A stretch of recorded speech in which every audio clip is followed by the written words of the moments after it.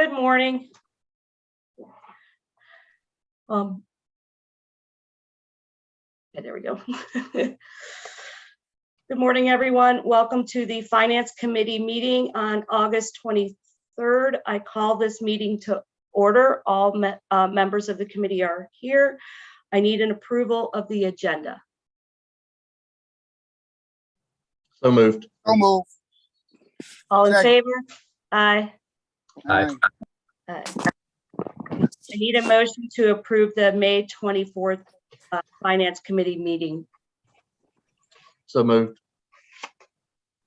Second. All in favor? Aye. Aye. 4-0, thank you. Next up is the local fund balance request.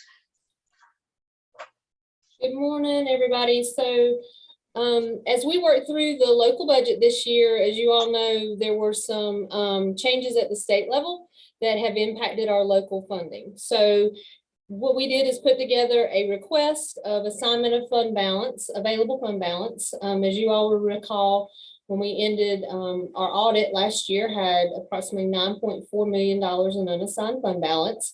You previously approved some assignment of fund balance for items like some of the middle school sports items we had. That was 1.3 million. And we're back to request the additional funds that we project are going to be needed to cover the salary increases and benefit increases resulting from the state budget, as well as the additional items that were requested in the local budget for middle school sports, so we could move forward with those items, which is about $130,000, as well as middle school band equipment. So it was a request that came to the superintendent for us to get our middle school bands up to a point similar to what we've done with our high school bands, and then come back to you all next year with a recurring item for them to maintain their band equipment. So these three items, I come to you requesting for assignment so that we can complete our local budget resolution for you all to approve, hopefully at the September meeting. So a total of 1.325. Does anybody have any questions about any of these items? Shauna, what were the athletic expenses that we approved in May? So what you did in May was the facility items and the fencing and some of the security needs that we needed at the middle schools just to implement a middle school sports program. So they were all one-time expenses that were related to the startup and transition to the district managing middle school sports. And as far as the band equipment, is that across the district or is that any Yes. particular school? No, that is needs really. There's not a lot of equipment in some of our schools. So this is to standardize. Everyone needs to have, X number of baritones or tubas or whatever it is. So this will standardize band equipment needs in all of our middle schools.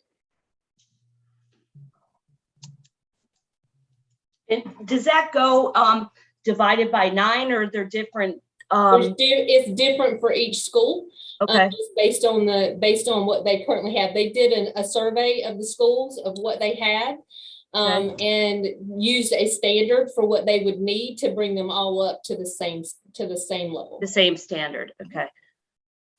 Music equipment is very expensive. Extremely. Like, people don't even understand how expensive. A flute could be $3,000. It's crazy. A lot of this stuff is $2,000-$3,000. And when they did the survey, it's been a few months, so hopefully none of it has changed in cost. With any of our recent inflationary things. So hopefully we can act pretty quickly on this if you all are in agreement and approve it. Shauna, as far as the local fund balance goes, I mean, while all three of these are important, I see the first bullet almost being like a mandatory, right? How do we stand with everything else? So if we recommend this to the board, how, with our shortfall in local funding, how should we think about these three bullets? So with really, everything else going on? Well, and again, that's a good question. You know, the items that we have listed are one-time expenses. Fund balance, using fund balance for those one-time expenses and prioritizing certain things over others. A lot of the other items that we had that were shortfalls in our local budget were recurring items. We had a lot of compensation items and market adjustment items that we requested. So we're going to have to continue working through those and having recurring funding sources to really address those priorities. And these are items that have come to us a couple of times as one-time requests that we feel if we're going to move forward, really focused on our middle schools, like we're talking about middle school sports and middle school band, and to create that pipeline, that using fund balance is a good way to do that. Now, you know, now that we have some availability to address some of those needs. Could the fund balance be utilized for some of those recurring expenses, or is it only to be used for one time? So one-time expenses are what we focus our fund balance on, just to ensure that we don't end up in a situation where we have to make cuts. So with the middle school athletic piece, that $130,000, that's going to need to be a priority in our local budget request next year, so that we have that recurring source, because that is going to be some of your athletic stipends and the assistant director. So those two items were included in our local request because they were recurring. But that dollar amount, I feel like if we include it in next year's budget request, shouldn't be an issue for us to be able to include that and have that recurring source next year. So And the state, the band equipment purchase, like, is this an upgrade or is this a lack of equipment? It's both. So it's in a lot of schools, it's a lack of equipment. East Union, a lack of equipment. Probably in Marvin or Cuthbertson middle schools, is upgrading and just expanding the equipment that they have to, again, meet that standard, so that they're all at the same standard for the number of students they have in that program. Then we'll have, like I said, something similar to what we're doing with the high schools, and having something that's recurring so that we don't have to have this big chunk again, that they can kind of keep up and maintain the repairs on some of this equipment. And we won't have such a large purchase. Now, that's not to say we won't at some point down, 10 years from now, have some purchases, but allow those schools the ability to replenish a little bit every year and put them on the same cycle, similar to what we have for the high schools. so is the first bullet recurring Yes, expense? because that's gonna be part of the state mandated increases. So that will be recurring. So that'll just end up becoming part of our local budget request of what our current spends are for when we start building our FY24 budget. We have no choice on that because that mimics the state. So, so with respect to what we were able to do with the budget this year, it would just, can we go over that really quickly? So we did $2 million for the teacher supplement ongoing. Right. We did $850,000 for the charter schools. And the other almost $1.8 million was for insurance increases, charter schools increases. What was else? The salaries and benefits, right? So the majority of our increase, what we received this year in our local budget, was to cover the other half of our teacher supplements, as well as the mandated increases from the state, which again, what we projected was 2.5% on the salary increase, and it ended up being 4%. So that difference is really what generated the difference that you see here. And those are the increases to our local employees, correct? Right. So we have budgeted dollars, plus you have retirement and other things that are built into, like your teacher supplements. The retirement rate that I projected that we initially thought we would have was going to be 24.19, and it ended up at 24.5. So, that difference impacts more than, all those supplement lines and all the different supplements that we provide locally, there's retirement on that as well. So that cost goes up. Okay, I have two more questions. National board teacher credentials that we were trying to do for $60,000. Where are we with that? We're currently working on an application with, through the state, through ESSER dollars. Trying to see if we can't get some funding through ESSER to support that national board program. Once we finish through that process, then we will determine whether or not this is something we might want to come back and ask you to designate some fund balance for again, if that's something that you choose to do, at least for a 1 year. You know, because that's not necessarily a recurring. We want it to be recurring, but if we can, you know, address it a year at a time until we have the funding to do that, that would be great. Okay. The other would be high school, increasing the number of coaches for cross country and indoor track. Are we going to be able to do that? Yes, so that was part of the other fund balance lines that Last time. Okay. Right. So we've Sorry. included some of those things just to, again, make sure we can address the current needs. So is that like one for every high school, like divided by 10 or what? The cross country? Yes. So Nelson was working on a formula based on the size of your team to make sure there was appropriate supervision. Okay. I'd have to go back and look specifically That's okay. how the numbers work out. It's okay. Okay. That's all the questions on the budget that I had. Thank you. Yeah, and I can say, Madam Chair, the former cross-country coach, the numbers will drive that because you got some teams that can be quite large, and additional eyes are definitely needed. I agreed completely. I just wanted to make sure what we were doing. Thank you. Yep. Anything else on the budget? Okay, so we need a motion to send it to the full board on September 1st. So move. Second. All in favor? Aye. Aye. Aye, 4-0, thank you. Next up is the substitute management solution.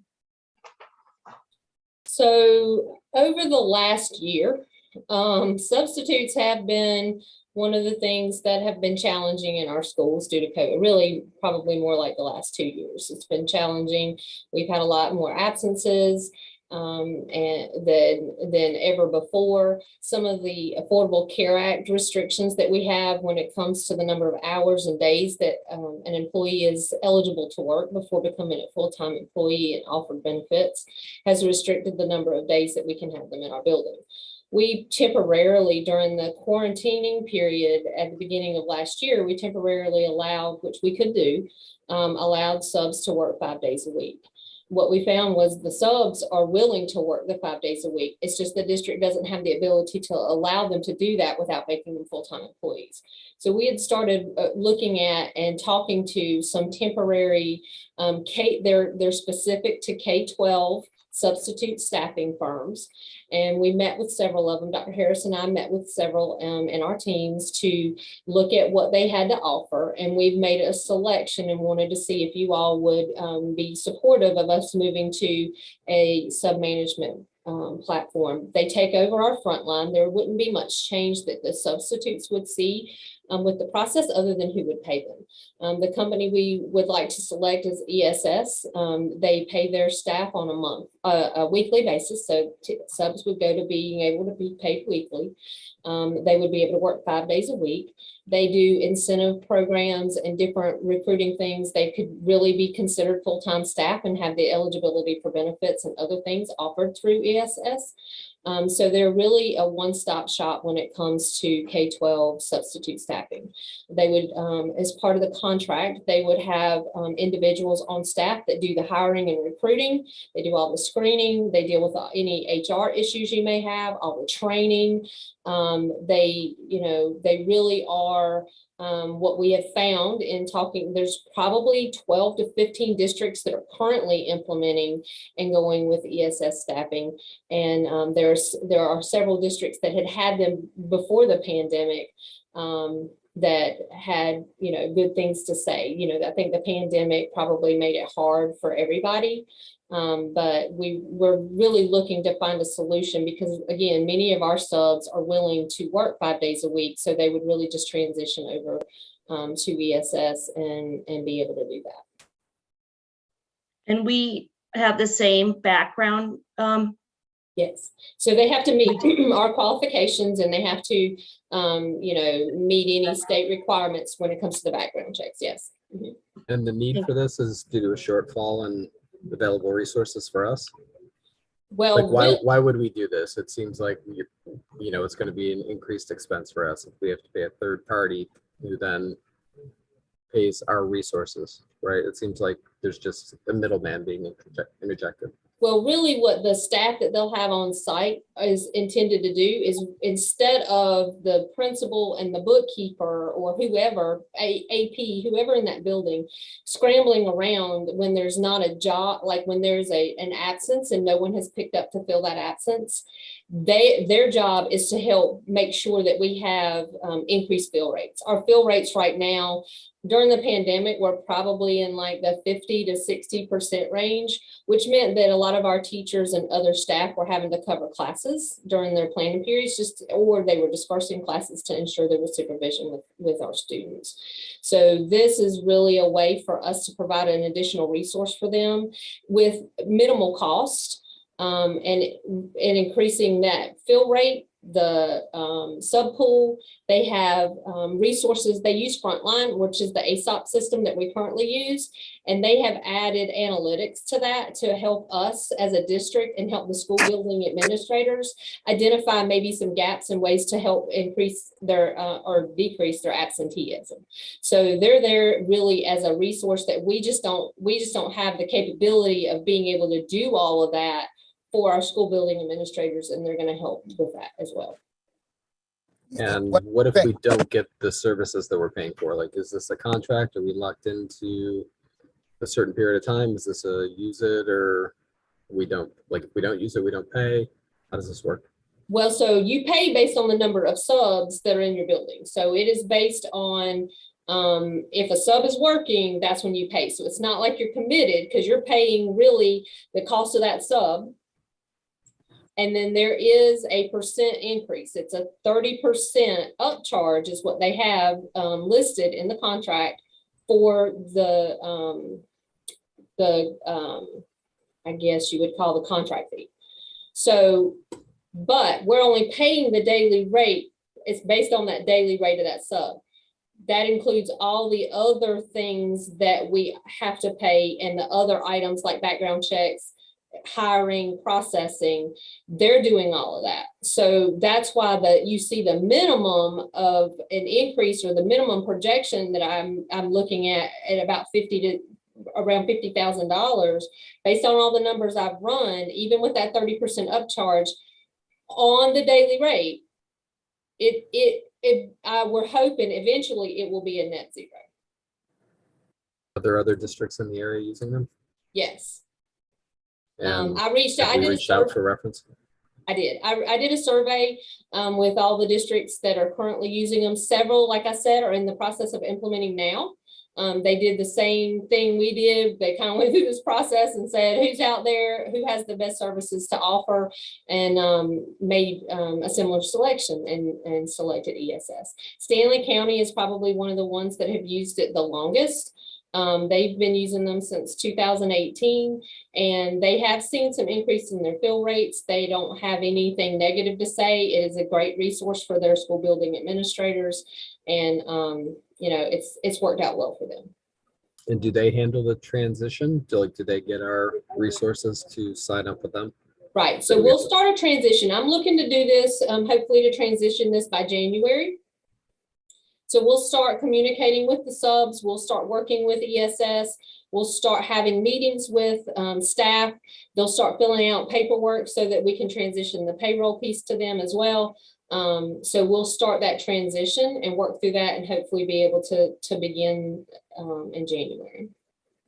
Go ahead, Joe. No, I just said thank you. One of the things I thought about as I perused that was confusion of command.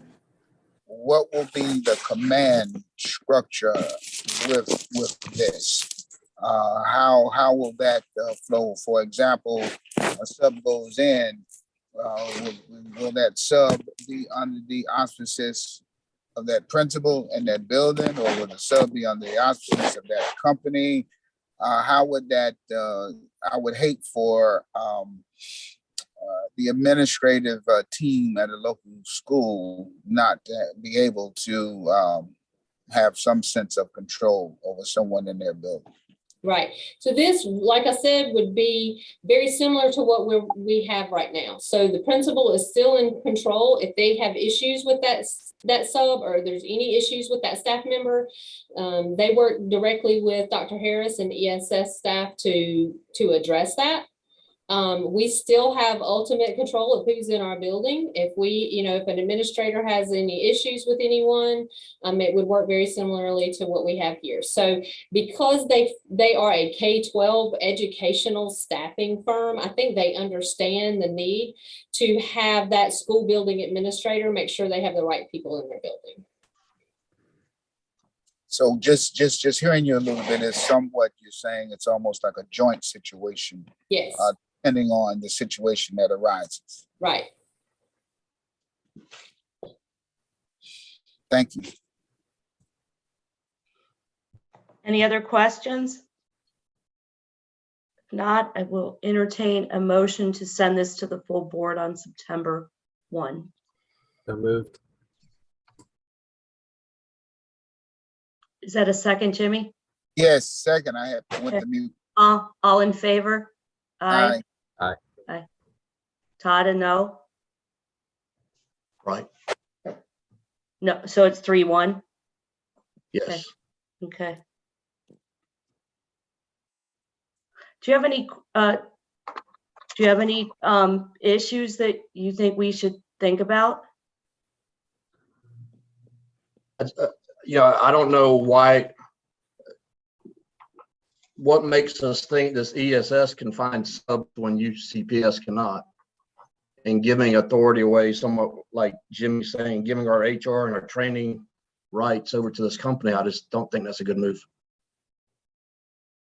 Well, again, we have ultimate say, and we work directly with them. They're going to train them on the items and provide the training that we have worked together on. So, if this is something, again, that maybe it doesn't work out, if we don't see the results, then it's not like something that we can't adjust in the future if we need to. Okay. And I'm assuming Michelle has reviewed the contract. Well, I need your approval before I move on with this. So this is why I'm coming to you. We have not initiated a contract at this point because I needed your feedback if this is something that we could pursue, if you all felt like this was something we wanted to move forward with. So Michelle will look at the contract. Yes. Is that what you're saying? Okay. Yes. So if this goes to, this is going to go to the full board. So at that point, would Michelle have looked at it? Yes. Okay, perfect. Yeah. Has anybody gone back to the state since pandemic times to see the flexibility of, I think across the state, we have problems with subs, not just in our district, to open up that 5-day window where subs can work 5 days? Unfortunately, that's not like you mentioned. We have subs that are willing to work. Right. We're not allowed to do it. Right. So really, it's not a state requirement. The Affordable Care Act is a federal, that's a federal law that requires anyone that works more than 29.9 hours a week be offered full-time benefits if it's, for a permanent position. So subs have always been temporary staff. They're not full, they're not even, they're contracted staff with the district. So it does open up some liability. But we currently have subs that are willing to work 5 days that are retired UCPS teachers. They're currently getting state benefits, but we don't allow them to work 5 days. So now that is a state, like the state has caps on your income. Like you can't make but so much, and you can't work more than 29 and a half hours when you are a retiree. So again, shifting to Well, that's up to the employer. If the outside employee company allows work us. over those hours, that's up to the employee. I'm sorry. I said, if the employee would choose to work more than the 29 hours, that's up to the employee. We shouldn't get in that business, I don't think. No, we can't. That's not something that we have the ability to make at a local decision on. Again, due to some of the Affordable Care Act laws, and again, as retirees. So shifting to a group like this allows us the ability. They're not working for us, but then they can work 5 days a week. As a retiree, they could leave us today and go work with ESS, and there's not even that 6-month waiting period. So they can go and work 5 days a week. They can still work in the district. You can have subs. You know, some subs want to work in specific schools. They continue to work in those specific schools. They have, you know, relationships with those principals. That's still 100% how this program should work. Have you talked to the principals about this program? Yes. And they're good with I it? gave them a little bit of a preview, and they were all very receptive, and we're looking forward to having an additional resource and someone Okay.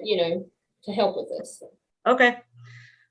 Yeah, one of the things that I thought about, and that's why I wanted to ask that specific question live, is because in my view, Todd, I was thinking that once I understood the chain of command, that this company, this is their specific livelihood.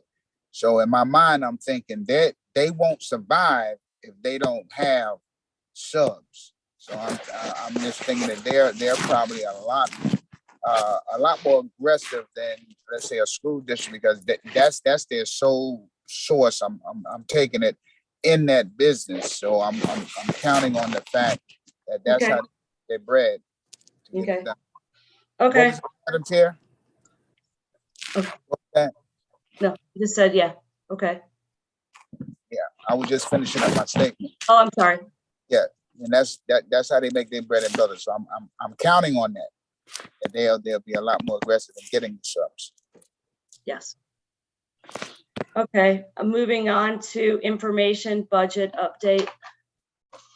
So some of the items that we've talked about today will roll into my budget resolution. I've been working to get that prepared, but needed some information from you all today before I did that. I hope to have the completed budget resolution at the September board meeting for you, as well as some year-end items that I normally bring to close out the prior year, amendments and transfers and such for that. So those are some things that I just wanted to give you all an update on. I know you're accustomed to seeing them about this time of year, just to let you know that we're working on it. The system has been a bit of a challenge in adjusting to some of this, some of the reporting and things that we've not been able to do has made it more of a challenge. So it's taken us a little bit longer to get everything prepared. Any questions? So those will be ready for the September 1 meeting. Yes, that's my, yes. Okay. Next is the COVID relief funding update. Yeah, I did something slightly different. I wanted to present this more of like a year-end summary and conclusion.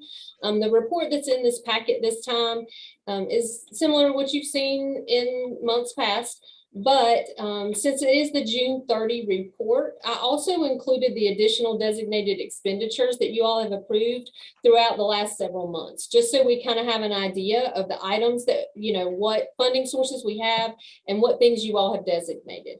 On that report, it also has like fiscal years that you all approved for. So while we still have, over $36 million designated already, there's a little over $8 million available. There are some categorical things, as we've talked about before, specific categories that would be part of some of those funds, but you all only approved 1 year at a time for a certain number of items as well. Something like the reading specialist, of course, we're planning for, and we will have again. So we'll come back to you annually on those dollar amounts. So I just wanted to give you almost like a closeout here's how we ended the year, and, start back up, seeing more of what you're used to seeing and any new funds that we get. Most likely on the next one, once the funding for the original CARES Act money that was at the very top part of that memo, I'll pull that off because I'm starting to run out of room. So I will remove those because they are expiring, and we should have them all exhausted by the expiration date. And then that way we'll be able to add any new ESSER 3 funds or any other application-based or competitive bid or competitive grants that we apply for that are ESSER funded. And that's it. Any other questions? Board members? None? Okay, our next meeting is on September 27th. I need a motion to adjourn. Moved. All in favor? Aye. Aye. Thank you very much. Thank everybody. Have